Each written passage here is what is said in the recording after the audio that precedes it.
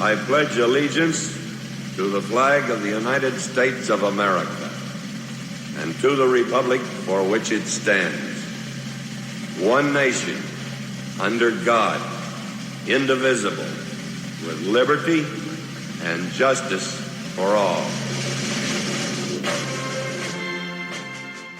Welcome to the Vietnam Veterans News Podcast. News of interest about Vietnam veterans from a Vietnam veteran. Now, here's your host, Mac Payne.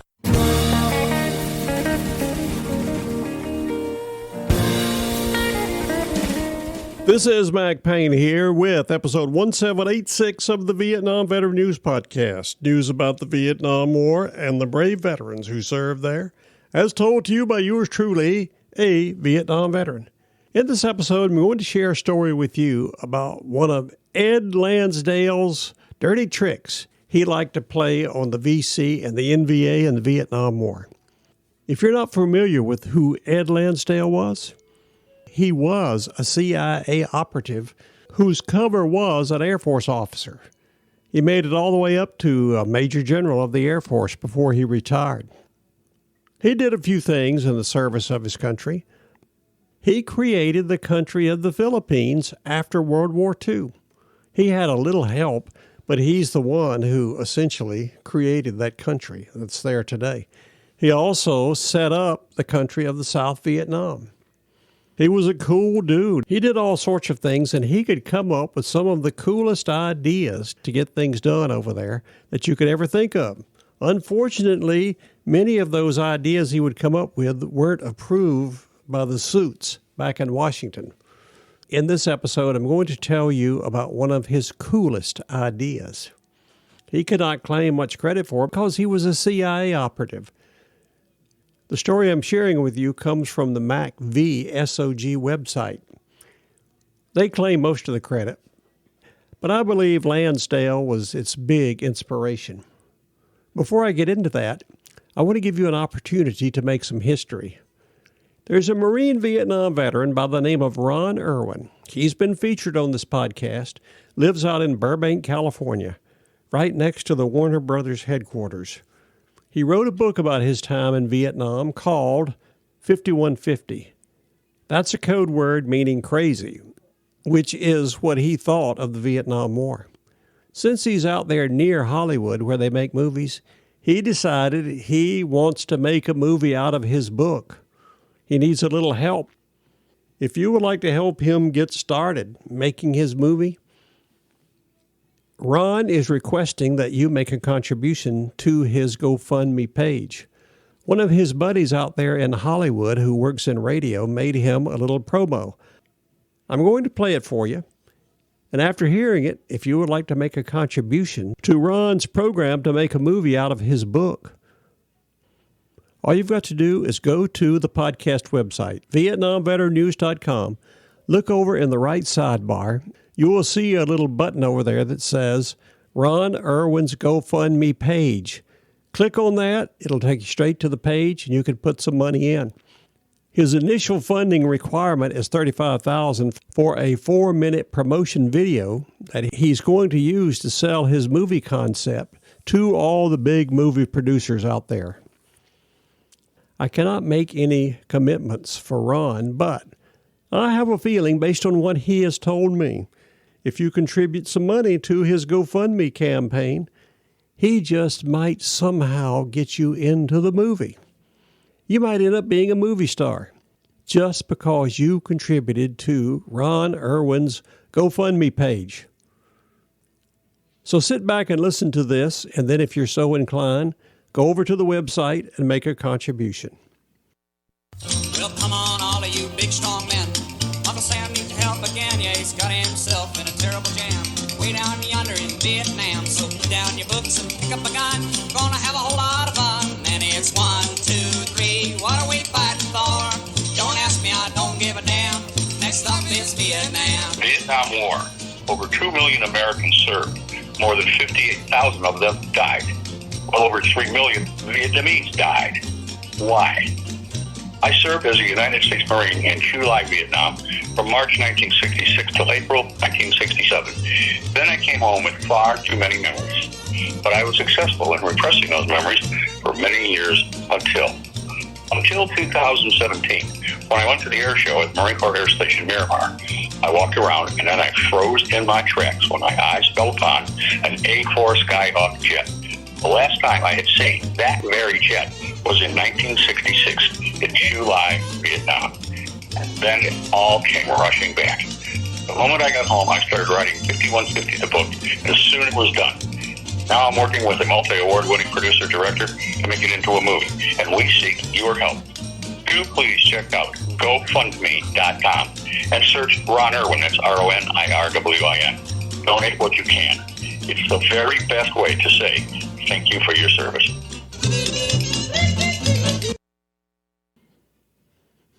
Now that you know all about Ron Irwin's movie project, let's move on and talk about this idea that Ed Landsdale promoted to use over in Vietnam. Apparently they used it a little bit, according to the Special Forces website. Let's take a look at it and you decide. In my opinion, it's too cool for school. Basically what they were doing was take some ammo for AK-47s, booby trap one round, and then sneak it into VC ammo dumps.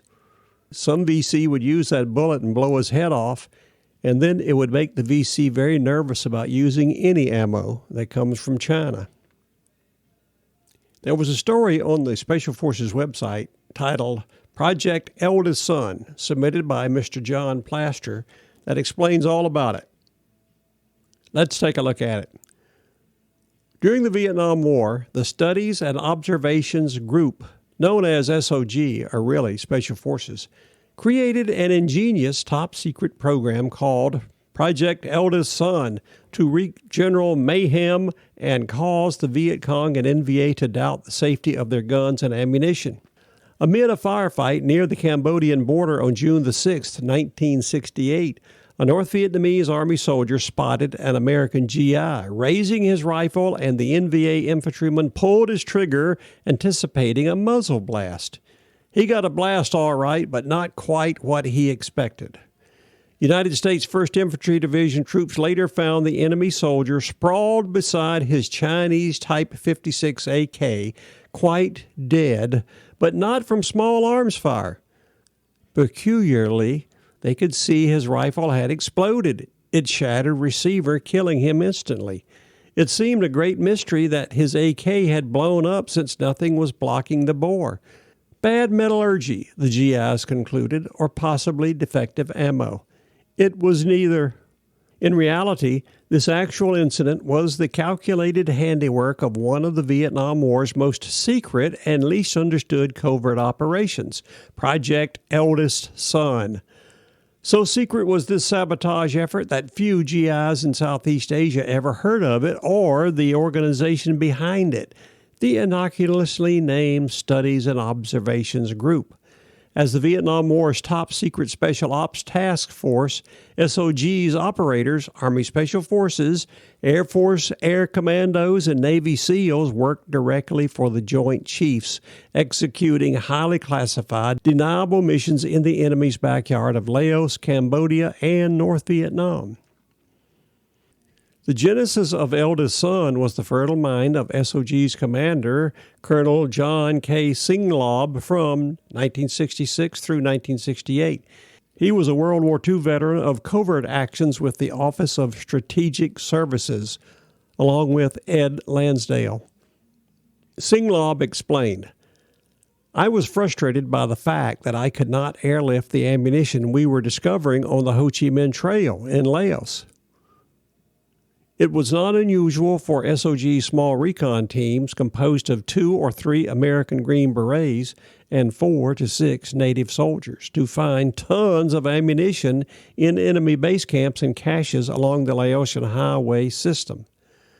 But SOG teams lacked the manpower to secure the sites or carry the ordnance away. Further, it could not be burned up, and demolition would only scatter small arms ammunition, not destroy it. Initially, I thought of just booby-trapping it, so that when they'd pick up a case, it would blow up, Singlaub recalled. Then it hit him. Booby trapped the ammunition itself. Though obscure, this trick was not new. In the 1930s, to combat rebellious tribesmen in northwest India's Waziristan, the same lawless region where Taliban and al-Qaeda terrorists hide today, the British Army planted sabotaged .303 rifle ammunition. Even before that, during the Second Matabele War in 1896-97, in today's Zimbabwe, British scouts led by the American adventurer Frederick Russell Burnham had slipped explosive-packed rifle cartridges into hostile stockpiles to deadly effect. SOG would do likewise. The Joint Chiefs decided on August the 30th, 1967, but first Colonel Singlaub arranged for CIA ordnance experts to conduct a quick feasibility study. A few weeks later at Camp Chinan, Okinawa, Singlaub watched the CIA technician load a sabotaged 7.62 times 396mm cartridge into a bench-mounted AK rifle. It completely blew up the receiver and the bolt was projected backwards, Singlaub observed. I would imagine into the head of the shooter. After that success began a month of tedious bullet pulling to manually disassemble thousands of 7.62mm cartridges, made more difficult because Chinese ammo had a tougher lacquer seal where the bullet seated into the case. In this process, some bullets suffered tiny scrapes, but when reloaded, these marks seated out of sight below the case mouth. Rounds were inspected to ensure they showed no signs of tampering. When the job was done, 11,565 AK rounds had been sabotaged, along with 556 rounds of the Communist bloc's heavy 12.7mm machine gun, a major anti-helicopter weapon. That's for sure. I can tell you from personal experience, those 12.7s were very effective against helicopters. Continuing. Eldest Son cartridges originally were reloaded with a powder similar to PETN high explosive, but sufficiently shock sensitive that an ordinary rifle primer would detonate it. This white powder, however, did not even faintly resemble gunpowder. SOG's technical wizard Ben Baker, our answer to James Bond's Q, decided this powder might compromise the program if ever an enemy soldier pulled apart an Eldest Son round. He obtained a substitute explosive that so closely resembled gunpowder that it would pass inspection by anyone but an ordnance expert. While the AKM and Type 56 AKs and the RPD light machine gun could accommodate a chamber pressure of 45,000 psi, Baker's deadly powder generated a whopping 250,000 psi. Sabotaging the ammunition proved the easiest challenge.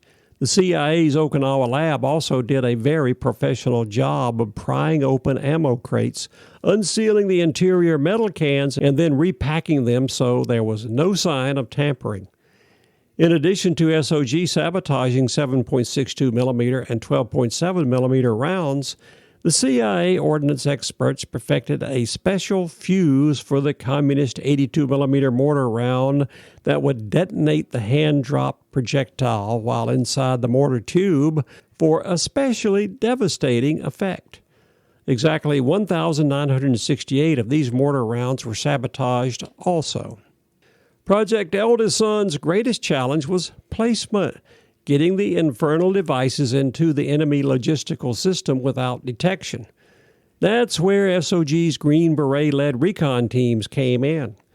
Since the fall of 1965, our small teams had been running deniable missions into Laos to gather intelligence, wiretap enemy communications, kidnap key enemy personnel, ambush convoys, raid supply dumps, plant mines, and generally make life as difficult as possible in enemy rear areas. As an additional mission, each team carried along a few Eldest Son rounds, usually as a single round in an otherwise full AK magazine, or one round in an RPD machine gun belt or a sealed ammo can, to plant wherever an opportunity arose. When an SOG team discovered an ammo dump, they planted Eldest Son.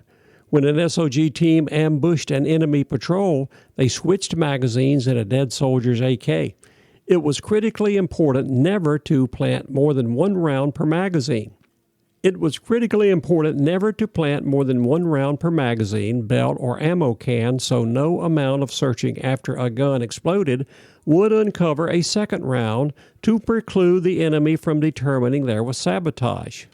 Planting sabotaged 82mm mortar ammo proved more cumbersome because these were not transported as loose rounds, but in 3-round wooden cases. Thus, you had to tote a whole case, which must have weighed more than 25 pounds. Twice I recall carrying such cases for insertion in enemy rear areas, and to our surprise, my team once witnessed a platoon of NVA soldiers carrying one away.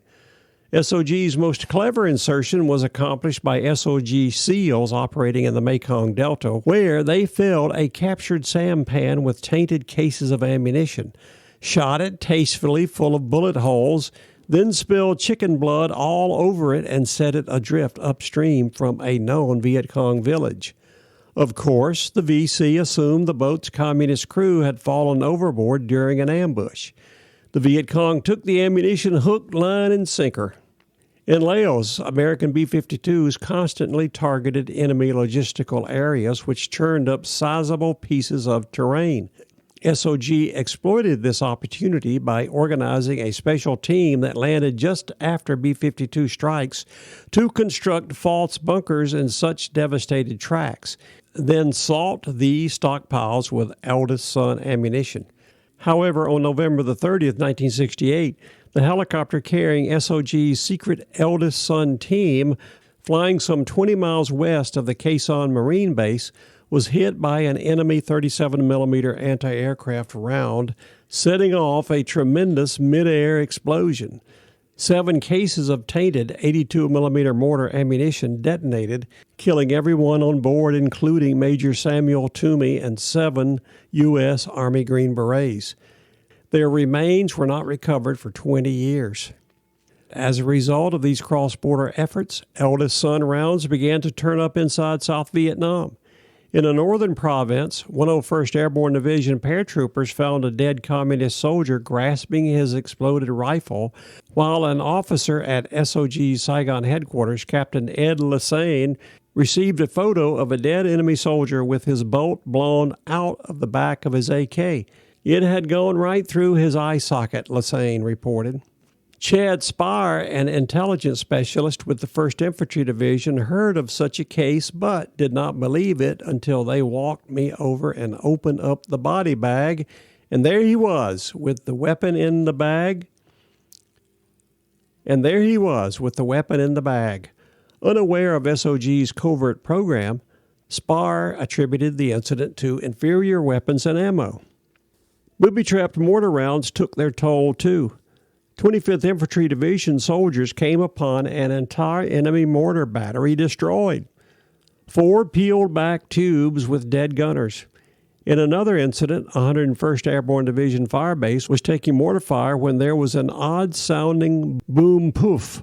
A patrol later found 2 enemy bodies beside a split mortar tube and blood trails going off into the jungle. On July the 3rd, after an enemy mortar attack on the Ban Me Tuot airstrip, 9 communist soldiers were found dead in one firing positions. 9 communist soldiers were found dead in one firing position, their tube so badly shattered that it had vanished but for 2 small fragments. Booby-trapped ammunition clearly was getting into enemy hands, so it was time to initiate SOG's insidious black psyops exploitation. Our interest was not in killing the soldier that was using the weapon, explained Colonel Steve Cavanaugh, who replaced Singlob in 1968. We were trying to leave in the minds of the North Vietnamese that the ammunition they were getting from China was bad ammunition. Hopefully, This would aggravate Hanoi's leadership, which traditionally distrusted the Chinese, and cause individual soldiers to question the reliability and safety of their Chinese-supplied arms and ordnance. One Viet Cong document forged by SOG and insinuated into enemy channels through a double agent made light of exploding weapons, claiming, "We know it is rumored some of the ammunition has exploded in the AK-47s. This report is greatly exaggerated. It is a very, very small percentage of ammunition that has exploded."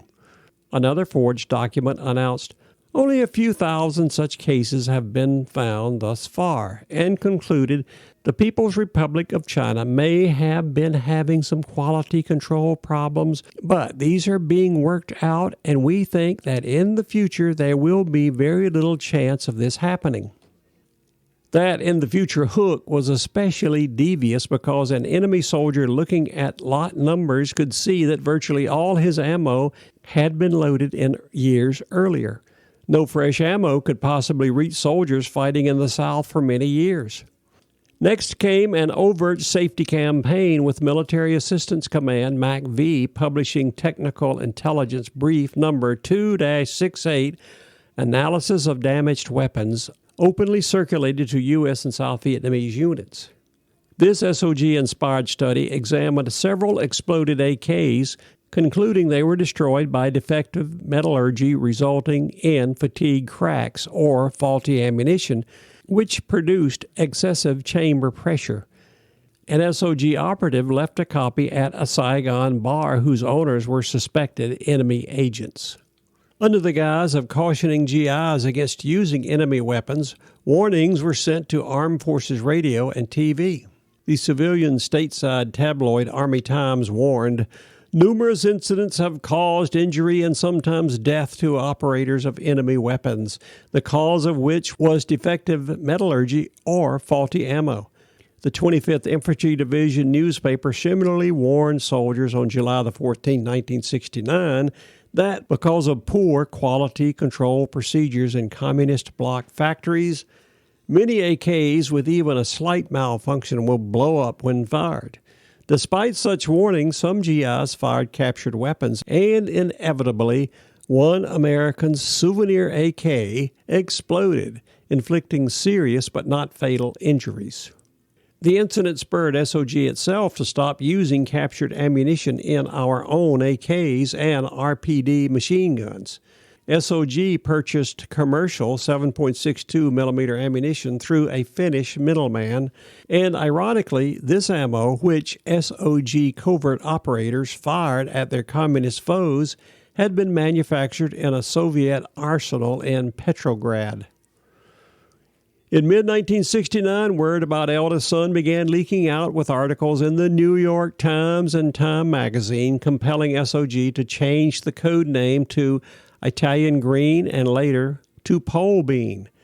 As of July 1, 1969, a declassified report discloses SOG operatives had inserted 3,638 rounds of sabotaged 7.62 millimeter plus 167 rounds of 17.7 millimeter and 820 rounds of 82 millimeter mortar ammunition.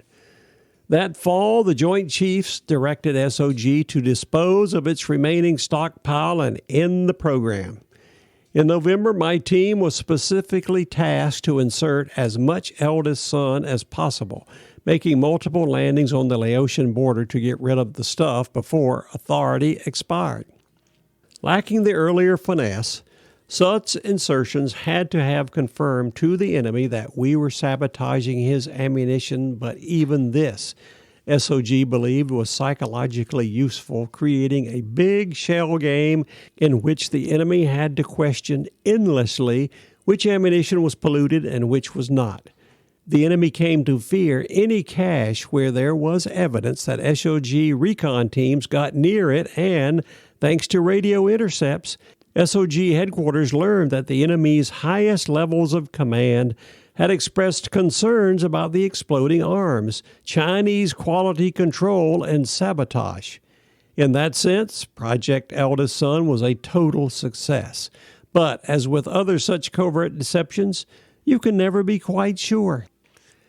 That was a story submitted by Major John L. Plaster of the U.S. Army Reserve, retired. He wrote about this in his article titled Wreaking Havoc One Round at a Time in the American Rifleman back in May of 2008. Hearing stories like this make you appreciate what we're doing to win these type wars. We're not just sitting around waiting for something to happen. We make it happen.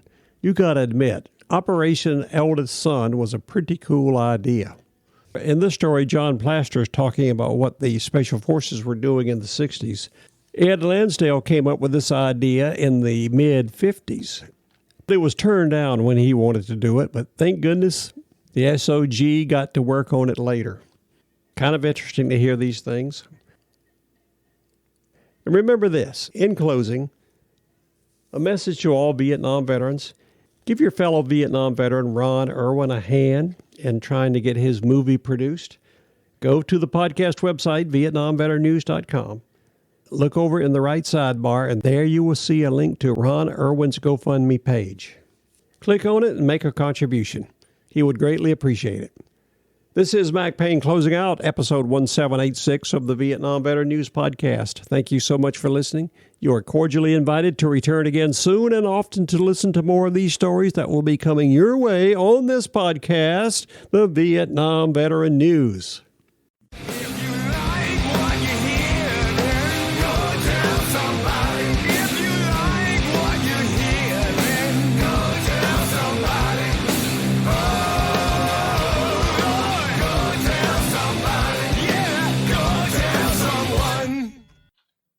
How about that? Ain't that a mess?